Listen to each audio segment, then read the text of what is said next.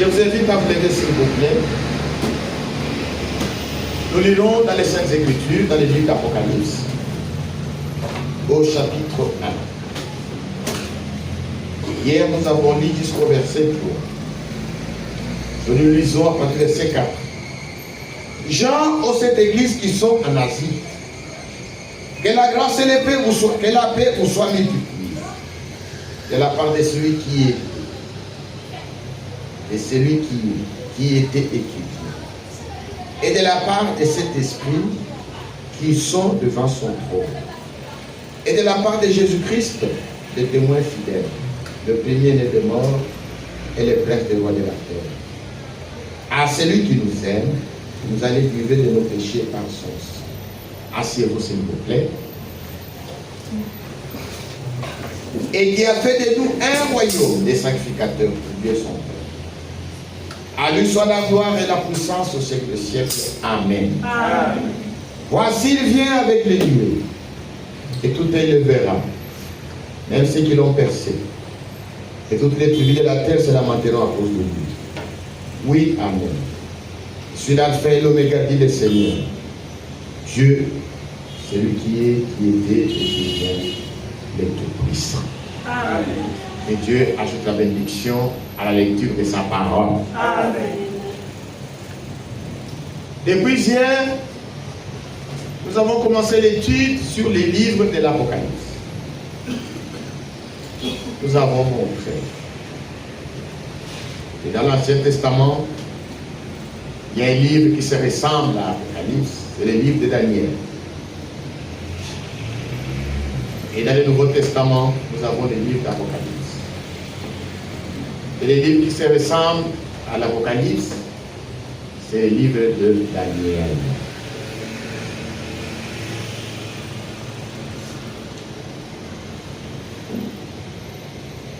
Dans ce que nous avons lu, à partir du premier verset jusqu'au verset 3, ce qui attire notre attention, c'est la parole prophétique.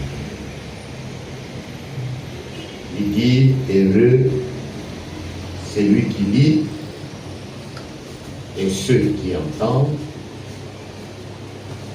les paroles de la prophétie et qui gardent les choses qui sont écrites, car le temps est proche. Amen. Nous avons la parole prophétique. Parce que nous sommes un peuple prophétique. Amen.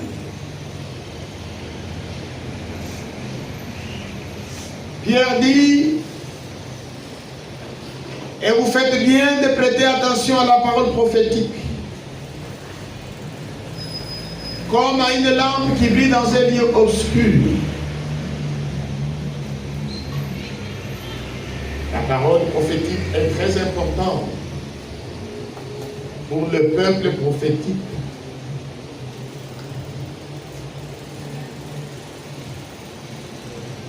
Le monde est dans l'obscurité.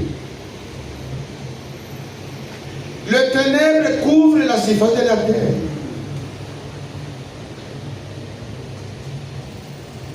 Et Dieu a envoyé un message prophétique. Un message qui avait été prédit.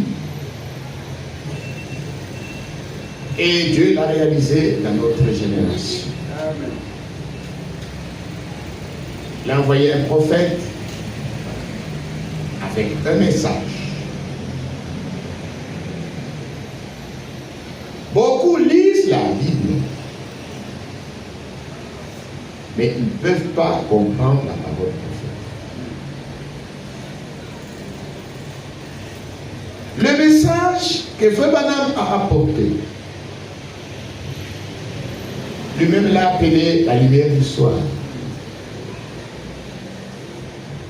Et nous avons lu ensemble dans le livre de Zacharie, chapitre 14. Vers le soir, la lumière paraîtra. Et nous avons vu que la lumière ne brille que pendant un court moment. Et ensuite, la nuit tombe. Aujourd'hui, Nous ne sommes plus au temps du soir. Nous sommes dans la nuit. Amen. Et même au milieu de la nuit. Lorsque nous lisons Matthieu chapitre 24, nous trouvons les signes précurseurs de la venue de notre Seigneur Jésus-Christ. Juste après Matthieu 24, nous avons Matthieu 25. Matthieu 25 parle de la parabole des 10 vierges. 10 vierges sortent à la rencontre de Dieu. Les 10 vierges ont chacune une lampe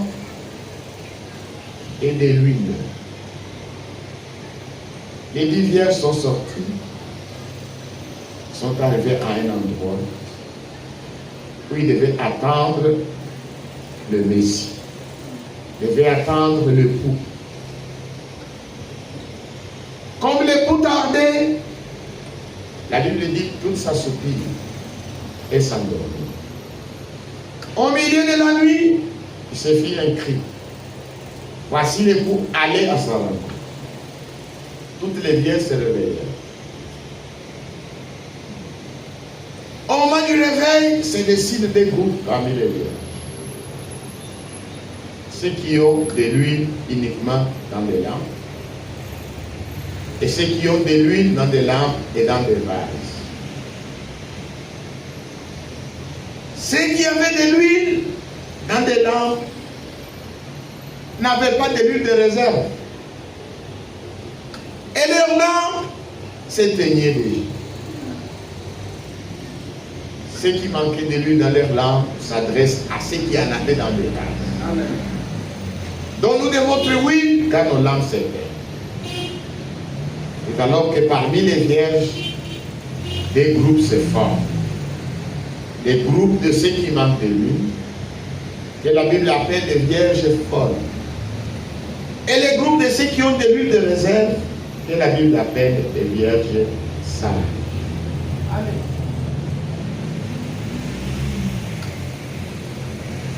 Frère Branham dit, le message que Dieu m'a confié,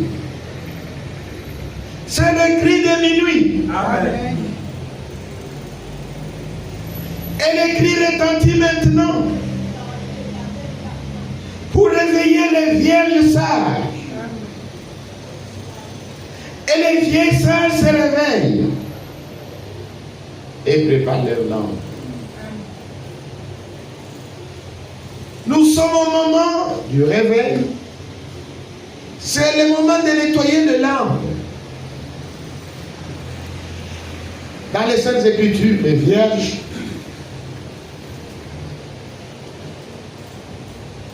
représentent l'Église. Dans les Saintes Écritures, une femme représente l'Église. Mais les vierges signifient sanctifier. Nous voyons que toutes les 10 vierges sont sanctifiées. Ce sont des hommes et des femmes qui ont cru au message biblique du temps de la fin et qui sont sortis parce qu'ils ont des lampes. La lampe représente la parole de Dieu. La révélation de tes paroles est claire. Oui. Elle donne de l'intelligence aux simples. Ta parole est une lampe à mes pieds et une lumière sur mon sentier.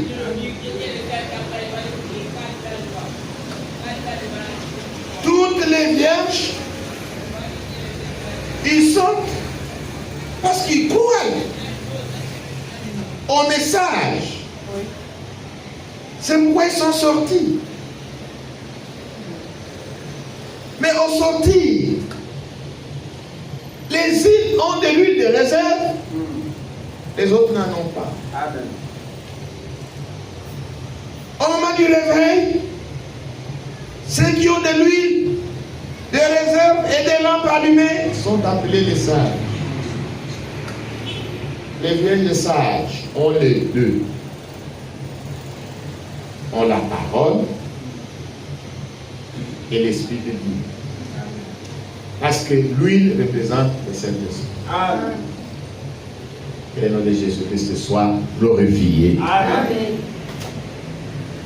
Donc nous sommes au milieu de la nuit. C'est le moment du réveil. Chaque prédication doit être considérée comme une trompette qui nous réveille. Amen. Pour nous rendre attentifs au retour du Seigneur. Amen. C'est pourquoi Paul disait dans Romains chapitre 13, cela importe d'autant plus que vous savez en quel temps nous sommes. C'est l'heure de vous réveiller en fin du sommeil. Amen. Car le salut est plus proche de Amen. Nous que lorsque nous avons cru. Amen.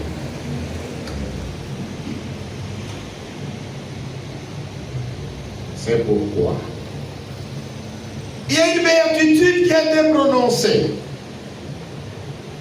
Heureux ceux qui lisent. Amen. Heureux ceux qui entendent les paroles de la prophétie. Heureux ceux qui mettent en pratique les paroles de la prophétie de ces livres. Car le temps est proche. Amen. Nous avons lu hier avec vous dans Daniel, chapitre 12. Après que Dieu ait montré à Daniel tout ce qui devait venir par la suite, Dieu dit à Daniel, tiens secrète ces choses. Amen. Jusqu'au temps de la fin. C'est pourquoi le contenu de ces livres a été tenu secret, gardé, jusqu'au temps de la fin. Et nous sommes au temps de la fin. Amen. Parce que nous sommes au temps de la fin, nous avons également une parole appropriée pour notre temps. Amen. Ne scelle pas les livres, ne scelle pas les paroles de ces livres, car le temps est proche. Amen. Voilà pourquoi Dieu a envoyé un prophète. Et dans le ministère du prophète, il y avait 3 phases. Il y avait la première phase, la guérison. Deuxième phase, la prophétie. La troisième phase, c'était l'ouverture de la parole. Amen. Avec l'ouverture de cette sceaux, toute la parole de Dieu a été révélée. Nous sommes un peuple privilégié. Il n'y a plus de confusion au milieu de nous. Dieu a accompli sa parole prophétique. Comme cela avait été dit, je vous remplacerai les années qu'on dévorait la sauterelle, le gélec, les gazans et les asiles. Amen. Ma grande armée que j'ai envoyée contre vous, vous mangerez, vous vous rassasierez, vous célébrerez le nom de l'Éternel, votre Dieu, qui aura fait de grandes choses. Et mon peuple ne sera jamais dans la confusion. Amen. Nous avons la parole prophétique qui est comme une lampe qui brille dans un lieu. Nous ne sommes pas comme les autres qui marchent dans les ténèbres, dans l'obscurité, qui ne savent pas la parole prophétique que Dieu a accomplie dans notre temps. Est-ce que nous devons seulement nous contenter de dire Dieu a envoyé sa parole? Nous avons reçu la révélation de toute la parole? Non. Il y a une béatitude qui a été publiée. Heureux celui qui lit. Amen. ceux qui entendent. Heureux ceux qui gardent les paroles de la prophétie de ces livres, car le temps est proche. Amen. Nous avons lu dans le livre de Jacques. Mettez en pratique la parole de Dieu. Amen. Ne vous bornez pas à l'écouter. Amen. En vous trompant vous-même par les faux raisonnements.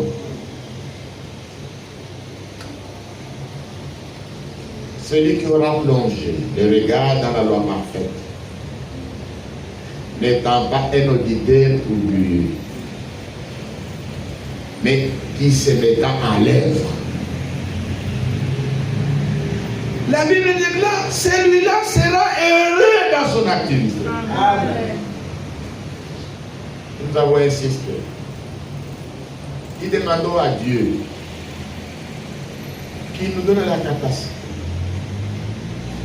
non seulement de lire, non seulement d'entendre, mais qu'il nous donne la grâce de mettre en pratique toute la parole de Dieu. Amen. Le Seigneur a donné une parabole entre deux bâtisseurs. Il dit, celui qui entend mes paroles et qui les met en pratique sera semblable à un homme prudent Qui a bâti sa maison sur le roc. La pluie est venue,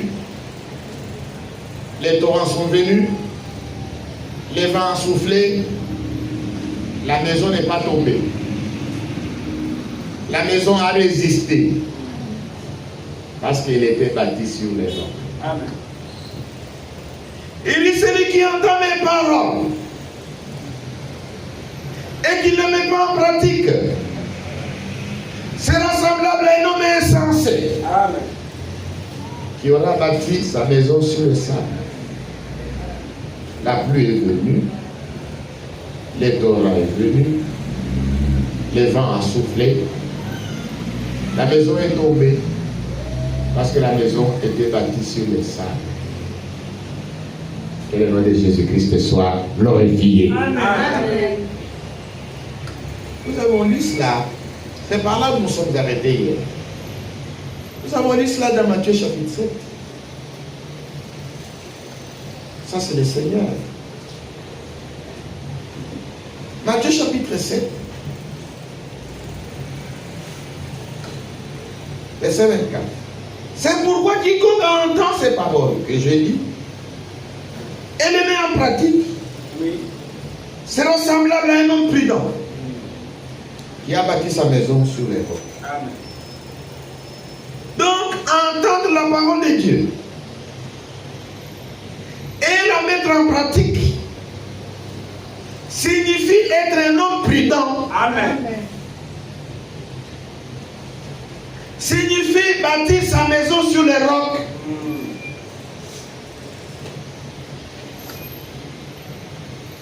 La pluie est tombée, Verset 25.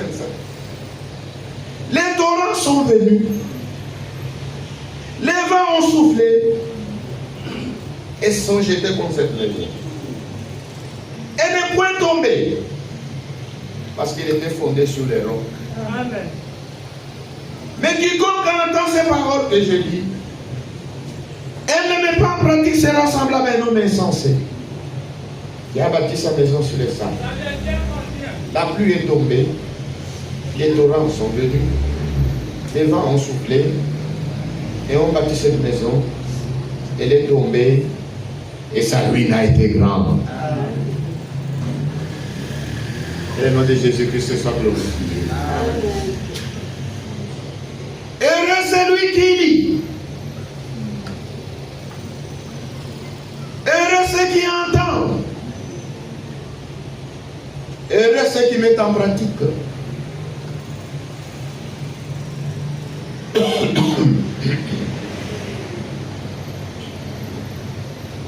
Les paroles de la prophétie de ces livres.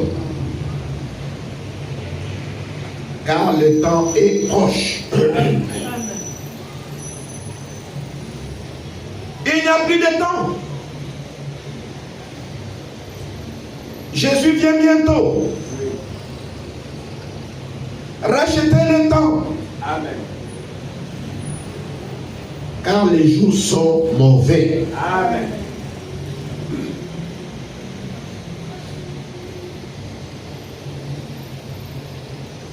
Amen. Amen. Le message que nous avons reçu, c'est un message de préparation. Comment expérimenter notre préparation? C'est lorsque nous croyons au message, c'est lorsque nous obéissons au message. Oui. Amen.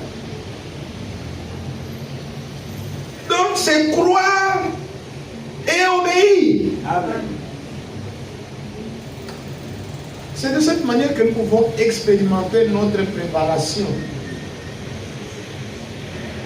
Si nous écoutons tout simplement, si nous disons que nous croyons, et nous devons également obéir.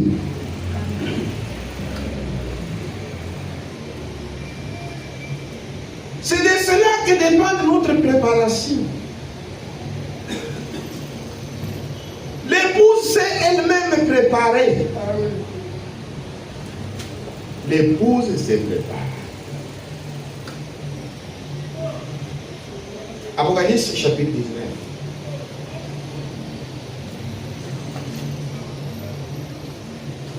Verset 7. Réjouissons-nous et soyons dans l'allégresse. Et donnons-lui gloire. Car les noces de l'agneau sont venues. Et son épouse s'est elle-même préparée. Amen. Et il lui a été donné de se revêtir d'un fin lin, éclatant pur. Car les fins lin, ce sont les œuvres justes de saints. Amen. Que le nom de Jésus-Christ soit glorifié. Amen. Le message que nous avons reçu, c'est un message de préparation. Et la Bible dit, l'épouse s'est elle-même préparée. L'épouse elle-même s'est préparée. Et Dieu a donné à cette épouse les matériaux nécessaires pour sa préparation.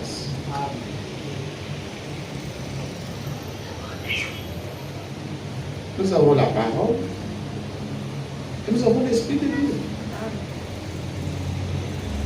L'épouse a reçu les matériaux nécessaires pour sa préparation. Nous devons nous préparer.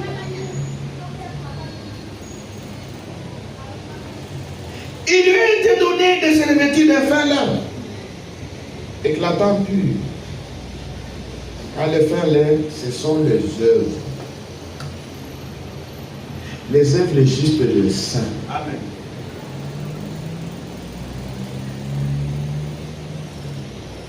L'époux se prépare.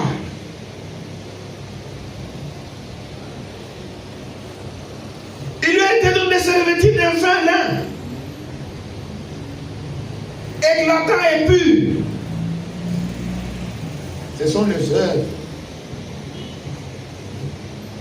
Dis-moi que tu as la foi sans les œuvres. Et moi je vais te montrer ma foi par les œuvres. Comme le corps sans âme est mort, ainsi si il n'y a pas de œuvres, la foi est morte. Amen. Mettez en pratique la parole de Dieu. Ne vous bornez pas seulement à l'écoute. Celui qui entend mes paroles et qui les met en pratique sera semblable à un homme prudent qui aura bâti sa maison sur les rocs. La pluie est tombée, les torrents sont venus, les vents ont soufflé, cette maison a résisté. Parce qu'elle était basée sur l'amour. Celui qui entend mes paroles et qui ne met pas en pratique sera semblable à un homme insensé qui aura bâti sa maison sur le sable. La pluie est venue, les torrents sont venus, les vents ont soufflé, cette maison est tombée. Pourquoi? Parce qu'elle était bâtie sur le sang. Et sa ruine était grande. Amen. Que le nom de Jésus soit glorifié. Amen. Maintenant, nous continuons. Gens, cette église qui sont en Asie, Que la grâce et la paix vous soient données de la part de celui qui était et qui vient, et de la part de cet esprit qui sont devant son trône. Jean était exilé dans l'île appelée Patmos. Jean est le seul survivant De tous les apôtres, Amen. Tous les apôtres sont morts comme des martyrs. sciés par l'épée, lapidés, crucifiés. Lui était à Éphèse, où il était pasteur local, et il fut persécuté. Dans sa persécution pour les tuer, On les mit dans un bassin plein d'huile. et on les fit bouillir pendant 24 heures, à une très haute température. 24 heures après, il fallait maintenant l'enlever pour aller l'enterrer. Curieusement, il était vivant. Ils s'étonnèrent. Ils disent ce n'est pas possible. Comment a-t-il pu résister à une telle température? Sans brûler, sans se noyer, sans s'étouffer, sans mourir. Le même Dieu qui avait anéanti la puissance de la fournaise du temps de Shadrach, Meshach et Abednego, Amen. Avait anéanti la puissance de l'huile Amen. et de la chaleur. Amen. Il a gardé son serviteur Dans le creuset de sa main, Amen. l'a conservé vivant. C'est ainsi que les bourreaux les prirent et les mis sur l'île appelée Patmos. Pour eux, c'était un sorcier. Là, ensorcelé l'huile.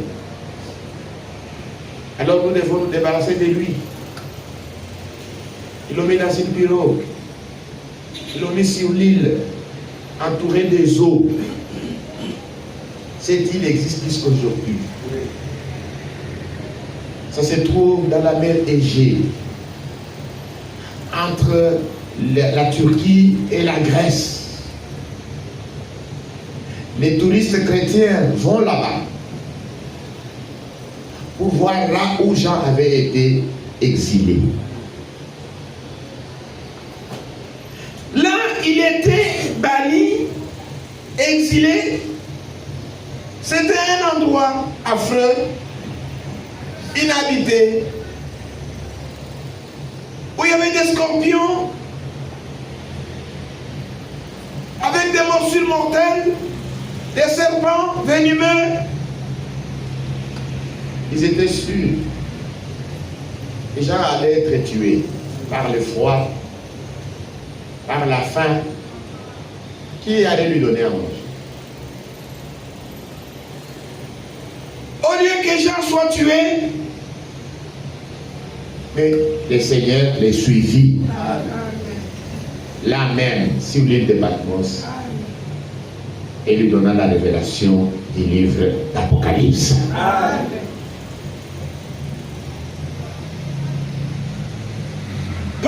pendant qu'il était sur l'île appelée Patmos, Au verset 10, il montre ce qui lui est arrivé. je vis la vie en esprit. Au jour du Seigneur, Et j'entendis derrière moi une voix forte, comme le son d'une trompette, qui disait: ce que tu vois, écris-le dans un livre et envoie-le à cette église à Éphèse, à Smyrne, à Pergame, à Thyatire, à Sardes, Philadelphie, à Laodicée. Je me retournais pour connaître quelle était la voix qui me parlait. Et après m'être retourné, j'ai dit 7 chandeliers d'or. Et au milieu de 7 chandeliers, quelqu'un qui ressemblait à une femme, vêtu d'une longue robe, et il y a une ceinture d'or sur la poitrine. Sa tête et ses cheveux étaient blancs comme de la laine blanche, comme de la neige, ses yeux étaient comme une flamme de feu. Ses pieds étaient semblables à des nerfs ardents, comme s'il était embrasé dans une fournaise, et sa voix était comme le bruit de grandes eaux. Il avait dans sa main droite cette étoile, de sa bouche sortait une épée aiguë à des tranchants, et son visage était comme le soleil lorsqu'il brille dans sa face. Quand je l'ai vu, je tombais à ses pieds comme mort. Il posa sa main droite en disant: ne crains rien. Je suis le premier, le dernier, et les vivants. J'étais mort, et voici je suis vivant au septième siècle. Je tiens les clés de la mort et du séjour des morts. Amen. Alléluia. Amen. Jean était exilé sur l'île appelée Patmos, où il était banni. Non pas parce qu'il était malfaiteur, non. Il était banni à cause du témoignage de Jésus-Christ. Amen. Pierre dit: si quelqu'un souffre comme un chrétien, qui n'est pas honte de cela. Mais que personne ne souffre. Comme c'est gérant dans les affaires, comme un meurtrier, comme cupide, comme malfaiteur. Un chrétien ne doit pas souffrir comme cela. Mais si tu souffres parce que tu es un chrétien, tu es heureux. Amen. Si tu es harcelé à cause de ta foi, tu es un homme heureux. Amen. Si tu es persécuté dans ta famille à cause de ta foi, tu es un homme heureux. Amen. Si tu es méprisé au service par tes collègues à cause de ta foi, tu es un homme heureux. Amen.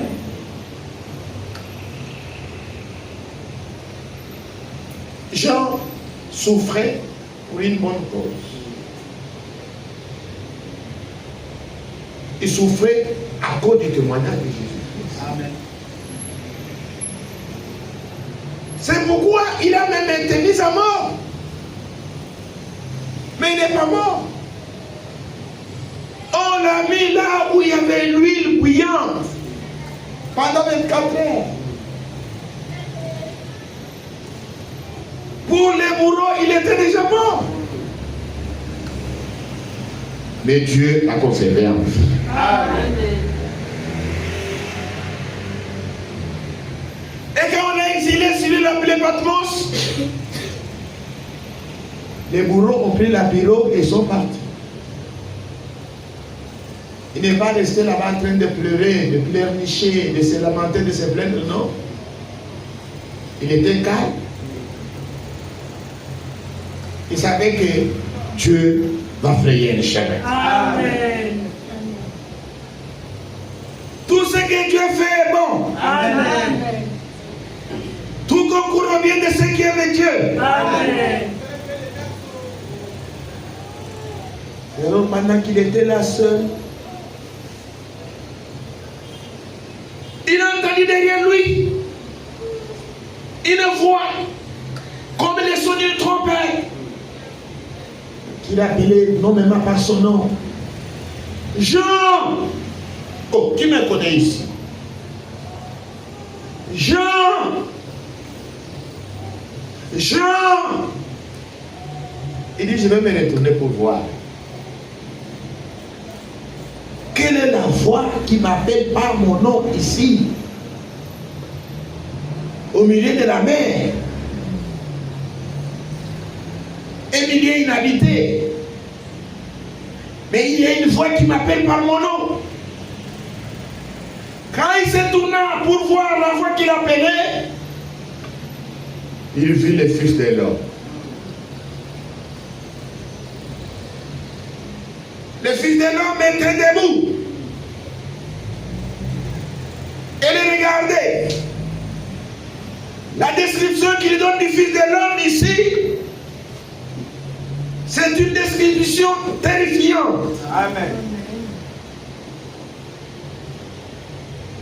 Et quand Jean les vit, Il le vit au jour du Seigneur. Jean était l'ami du Seigneur. C'était l'apôtre préféré du Seigneur. Tout le monde gardait distance loin du Seigneur. Il était le seul Qui se couchait dans les ailes du Seigneur. qui les touchait. Et le Seigneur ne lui faisait rien. C'était son ami. Amen. Il était très proche, très habitué. Mais ce jour-là, il n'a pas résisté devant le Fils de l'homme. Amen. Parce que le Fils de l'homme avait une tenue. La tenue qu'il prendra dans les jours de sa colère. Pour châtier ceux qui l'ont bravé. Dans les jours de sa colère. Amis pécheurs, aujourd'hui est le jour de la grâce. Aujourd'hui le Seigneur vous appelle par une voix Tendre et douce. Aujourd'hui il est l'agneau. Il parle avec douceur. Il y aura un temps où il ne sera plus un agneau. Il sera dans les jours de sa colère. Amen. Les pécheurs ne résisteront pas dans sa présence. Amen. Jean, qui était très familier au Seigneur, n'a pas résisté. De le voir comme il l'a vu. Il a vu comment? Il était revêtu d'une longue robe. Une ceinture d'or sur la poitrine. Sa tête et ses cheveux étaient blancs comme de la laine blanche. Amen. Ses yeux étaient comme une flamme de feu. Amen. Ses pieds étaient semblables à de l'airain ardent, comme s'il était embrasé dans une fournaise. Amen. Et sa voix était comme le bruit de grandes eaux. Amen. Allez là-bas au torcheur Et approchez-vous de l'océan. Vous allez entendre le bruit de grosses eaux. les jours de la colère, la voix du Seigneur sera semblable À la voix de grandes eaux. Amen. C'est terrible. Que le nom de Jésus-Christ soit glorifié. Amen. Il est tombé dans sa présence comme mort. Et le Seigneur est venu la toucher. Il dit, j'en ne crains pas. Ce n'est pas pour toi que j'ai cette apparence. C'est pour les pécheurs. Amen. Toi ne crains point. Amen. Je suis le premier et le dernier. Et les vivants. Amen. Amen.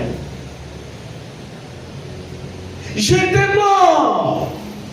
Il est le seul à conjuguer les verbes mourir au passé. Amen. C'est vrai. Et voici, je suis vivant au siècle des siècles. Je tiens les clés de la mort et du séjour des morts. Amen. C'est-à-dire, il faut que moi j'ouvre pour que la mort vous prenne et vous amène. Amen. Si je n'ai pas encore ouvert, rien du tout. Amen. C'est pourquoi on t'a mis dans lui pendant 24 heures. Je n'ai pas ouvert. La mort ne t'a pas pris. Amen. Que le nom de Jésus-Christ soit glorifié. Amen. Ne crains point. Amen. Un enfant de Dieu doit venir la crainte. Amen. Un enfant de Dieu est dans les mains du Seigneur. Amen. Amen. Et Jésus a dit, ceux qui sont de ma main droite, personne ne les lavera de ma main. Amen. J'étais mort. Je suis revenu à la vie. Amen. Je suis le vivant. Amen. Amen. Toi ne crains point. Amen. Amen. L'ennemi de la foi, c'est la crainte. Amen. Amen. Un chrétien ne doit pas craindre.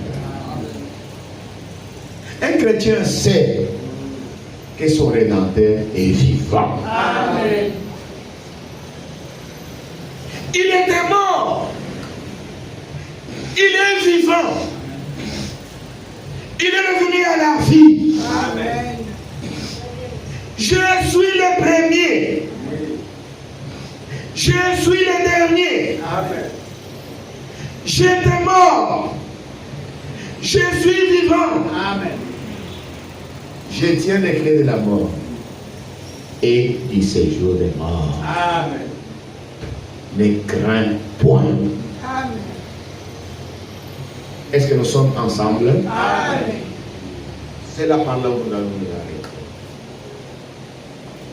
La foi n'est pas dans la crainte. Amen. La foi parfaite manie la crainte. Amen. Amen. Là, il y a la crainte, il n'y a pas la foi. Parce que la foi et la crainte ne peuvent pas marcher ensemble. Et le mot ne craint point Amen. est écrit 360 fois dans la Bible. Amen. Ne crains point. Ne crains point. Ne crains point. C'est comme si chaque jour de l'année, quand tu te lèves le matin, la première chose que le Seigneur te dit, ne crains point. Amen. Ne crains point les sorciers. Oui. Ne crains point les marabouts. Amen. Ne crains point. Le Seigneur est avec toi. Il est le premier et le dernier. Amen. Là, il se présente comme étant le premier et le dernier. C'est-à-dire, avant lui, il n'y a pas d'autre Dieu. Amen. Après lui, il n'y en aura pas. Amen. Il est le premier, il est le dernier. Amen. Il était mort. Il est revenu à la vie. Il est vivant. Amen. Il tient les clés de la mort et du séjour des morts. C'est pour vous dire que vous ne pouvez pas mourir. Peu importe les circonstances, peu importe la tribulation, tu ne dois pas craindre parce que ta vie est entre ses mains. Amen. C'est lui qui a les derniers mots sur ta vie. Il a les derniers mots.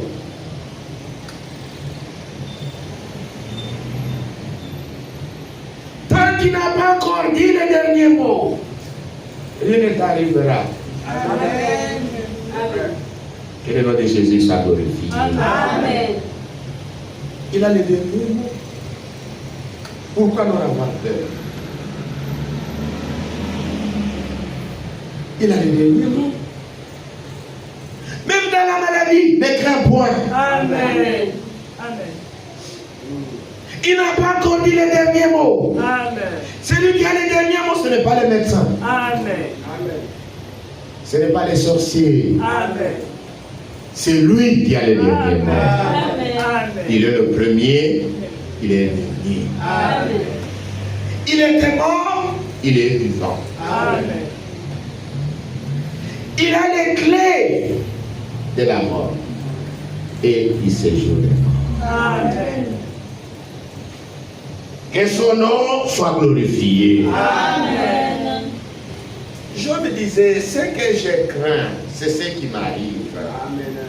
Un chrétien ne doit pas craindre. Quand vous craignez, ce que vous craignez là, c'est ce qui va vous arriver. C'est ça. C'est le Seigneur qui a les derniers mots Amen. Pour votre travail, lui, il a les derniers mots. Amen. Amen. Amen. C'est vrai. Il a les derniers mots. Nous allons chanter. Non, jamais tout seul. Cherchons ensemble. Non, jamais tout seul. C'est 235.